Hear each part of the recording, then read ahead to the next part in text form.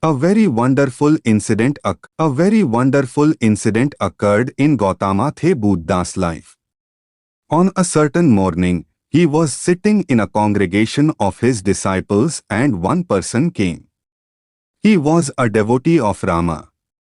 He has been doing only Rama, Rama, Rama all his life, and he has not only been to the temple, he has built many temples himself. He was a great devotee. Age was passing away now and a little doubt came. All my life I have been doing only Rama, Rama, Rama. There are so many people here who do not believe in God and they are still enjoying themselves in the world.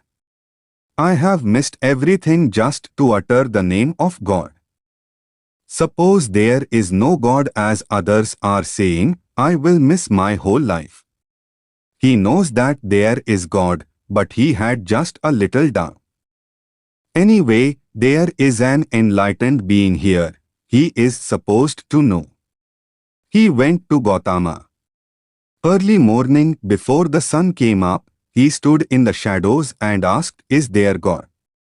Gautama looked at the man and said, No. For the first time, he said a clear no for all the disciples there. This was a struggle within them all the time, whether there is God or no God.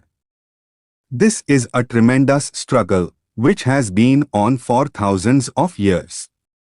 Ever since man started existing on this planet, this struggle has been on within him. The struggle is on for both believers and non-believers. For the first time, Gautama said an emphatic no, and there was a big sigh of relief. You do not have to struggle anymore. There is no God. No one is snooping on you. You can do whatever you want with your life. The joy of it. There was a big relief. In the evening, another man came. This man was a Charvaka. These are out-and-out materialists who do not believe in anything other than what they see. Those times in the country, there used to be professional Charvakas. They would come to your town and throw a challenge, I will prove to you that there is no God. If you prove to me that there is God, I will give you so much money, but if I prove to you that there is no God, you must give me so much money. This is their profession. He was an expert Charvaka. You may have been believing in God for 50 years, but if you speak to him for 15 minutes, he will prove to you that there is no God. He has proven that there is no God to thousands of people. His age was passing away and a little doubt came. Suppose there is God. After proving no God for so long, when I go there, will he leave me alone? Already these believers say that God is very vengeful. Will he leave me alone? A little fear came. He knew that definitely there is no God, but just a little doubt came.